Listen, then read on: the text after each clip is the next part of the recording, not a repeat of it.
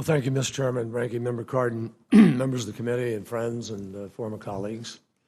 We really do appreciate the chance to discuss with you the comprehensive plan that we and our P5+1 partners have developed with Iran regarding the future of its nuclear program. And let me emphasize to everybody here, this isn't just the United States of America.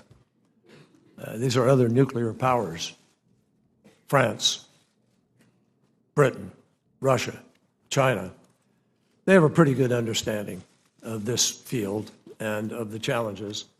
And I appreciate the way in which they and Germany, which was the +1, all came together, all contributed, all were part of this debate. So you're not just looking at what this table negotiated.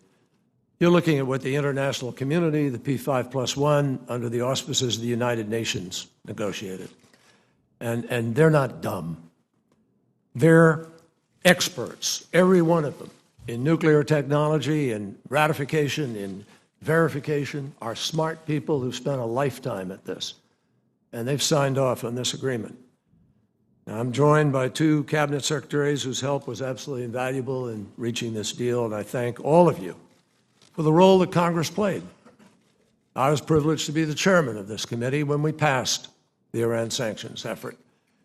And we all remember the debate. We passed it unanimously, and it played a very significant role in bringing Iran to the table and in helping to make it clear that we needed to bring about a serious and productive negotiation with Iran.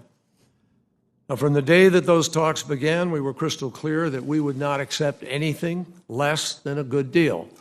And we defined it up front as a deal that closed off the 4 pathways to a bomb: the 2 uranium pathways, the 1 plutonium pathway, and the covert pathway. So we set our standard, and we believe we have achieved that standard.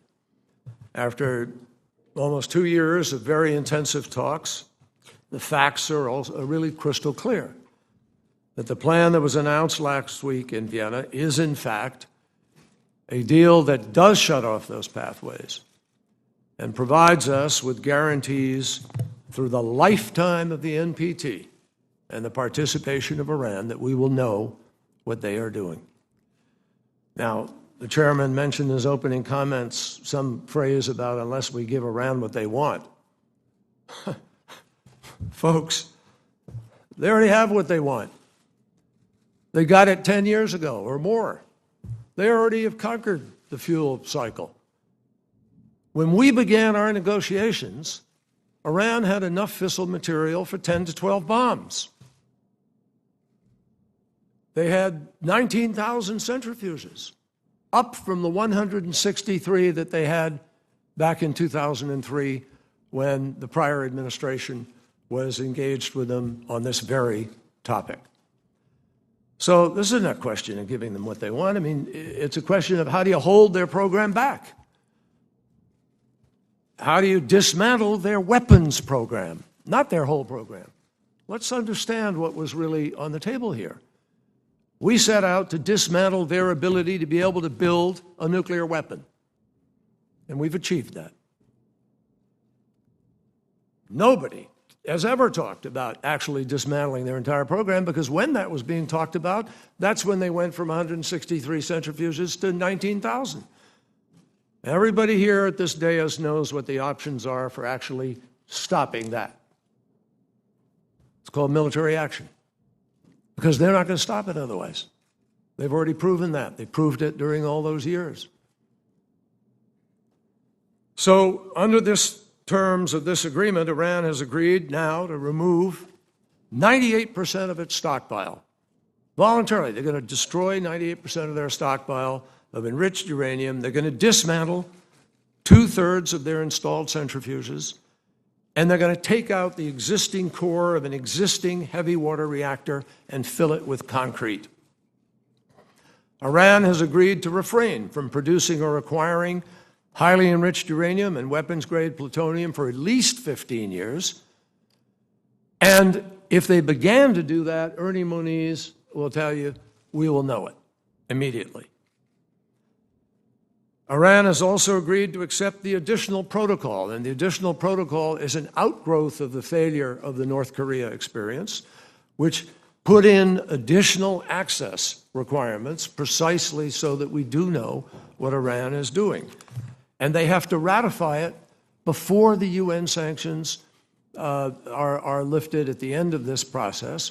They have to have ratified, they have to have passed it in their majlis. They've agreed to live by it from day one. They're going to live by the additional protocol. In addition, there are additional transparency measures we can go into in the course of this hearing. Now, if Iran fails to comply, we will know it, and we will know it quickly, and we will be able to respond accordingly by reinstituting sanctions all the way up to the most draconian options that we have today. None of them are off the table at any point in time. So many of the measures that are in this agreement are there for not just for 10 years, not just for 15 years, not just for 20 years, not just for 25 years, of which there are measures for each of those periods of time, but they are for life forever, as long as Iran is within the NPT. By the way, North Korea pulled out of the NPT. Iran has not pulled out of the NPT. Remember that 2 years ago, when our negotiations began, we faced an Iran that was enriching uranium up to 20% at a facility that was secret and buried underground. And they were rapidly stockpiling enriched uranium and had installed nearly 20,000 nuclear centrifuges. They were building a heavy water reactor that could produce weapons-grade plutonium at the rate of enough to produce 1 or 2 bombs a year. And experts assessed that the breakout time then, as a result, the interval required to rush to be able to produce enough fissile material for 1 nuclear weapon, was about 2 to 3 months. If this deal is rejected, we return immediately to this reality, except that the diplomatic support that we have built with all these other countries, that we have accumulated, would disappear overnight. Now, let me underscore. The alternative to the deal that we have reached is not what I've seen some ads on TV suggesting disingenuously. It isn't a, quote, better deal, some sort of unicorn arrangement involving Iran's complete capitulation. That is a fantasy, plain and simple. And our own intelligence community will tell you that. Every single department of our intelligence community will reinforce that to you. The choice we face is between an agreement that will ensure Iran's nuclear program is limited, rigorously scrutinized, and wholly peaceful, or no deal at all. That's the choice. The fact is that there are 189 nations that live by the NPT. 5 of them are, as we know, the main nuclear powers of the UN, and 184 of them are non-nuclear in power, but they live by it. And we have lived by what the IAEA does with respect to ensuring the surety of what all of those 184 nations are doing, including 12 that enrich.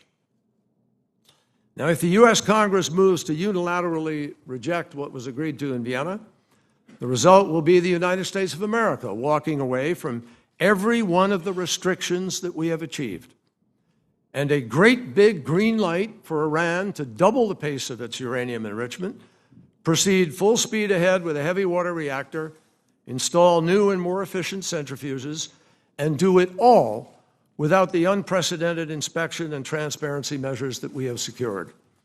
Everything that we have prevented will then start taking place, and all the voluntary rollbacks of their program will be undone.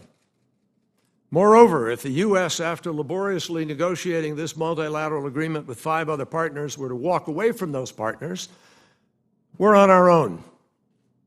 Our partners will not walk away with us. Instead, they will walk away from the tough multilateral sanctions regime that they've helped to put in place. And we will have squandered the best chance we have to solve this problem through peaceful means. Now, make no mistake, President Obama has made it crystal clear that we will never accept a nuclear-armed Iran. He is the only president who has developed a weapon capable of guaranteeing that. And he has not only developed it, he has deployed it. But the fact is that Iran now has, we all don't like it, but whether we like it or not, Iran has developed experience with a nuclear fuel cycle. They have developed the ability to produce the fissile material for a bomb. And we can't bomb that knowledge away. Nor can we sanction the knowledge away. Remember, sanctions did not stop Iran's nuclear program from growing steadily to the point that it had accumulated enough fissile material to produce those 10 nuclear weapons. By the way, they didn't choose to produce them. Unlike North Korea, that created a nuclear weapon and exploded one and pulled out of the NPT, Iran has done none of that. The truth is that the Vienna Plan will provide a stronger, more comprehensive, more lasting means of limiting Iran's nuclear program than any alternative that has been spoken of. And to those who are thinking about opposing the deal because of what might happen in year 15 or 16 or 20, remember, if we walk away, year 15 or 16 or 20 starts tomorrow. And without any of the long-term verification or transparency safeguards that we have put in place. Now, over the past week, I've spoken at length about what exactly this deal is. I also want to make clear what this deal was never intended to be. First of all, as the chief negotiator, I can tell you I never uttered the words anywhere, anytime, nor was it ever part of the discussion that we had with the Iranians. This plan was designed to address the nuclear issue alone, because we knew that if we got caught up with all the other issues, we'd never get where we needed to stop the nuclear program. It would be rope-a-dope, staying there forever, negotiating one aspect or another. And the highest priority of President Obama was to make sure that Iran couldn't get a nuclear weapon. So we were disciplined in that.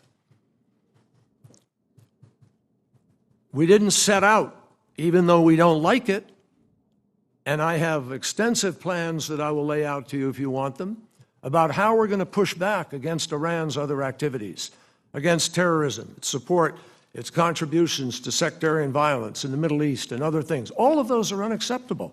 They're as unacceptable to us as they are to you. But I got news for you.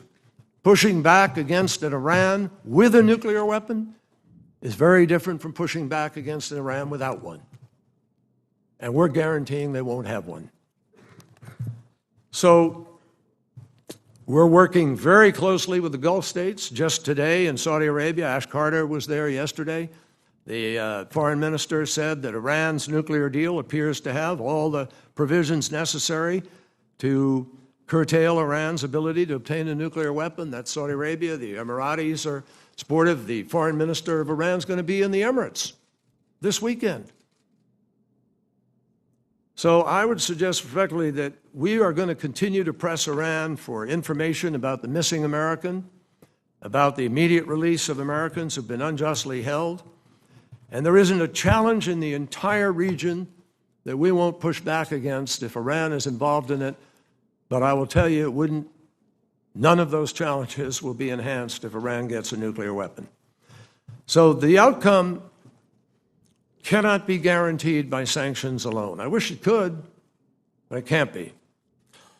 And by the way, it also can't be guaranteed by military action alone. Our own military tells us that. The only viable option here is a comprehensive diplomatic resolution of the type that is reached in Vienna. And that deal, we believe, and we believe we will show it to you today and in the days ahead, will make our country and our allies safer. It will ensure that Iran's nuclear program remains under intense scrutiny forever, and we will know what they are doing. And it will ensure that the world community is united in ensuring that Iran's nuclear activities will remain wholly peaceful, even as we also stay united in pushing back against its other activities in the region which we object to. We believe this is a good deal for the world, a good deal for America, a good deal for our allies and friends in the region, and we think it does deserve your support. Thank you. Secretary Moniz.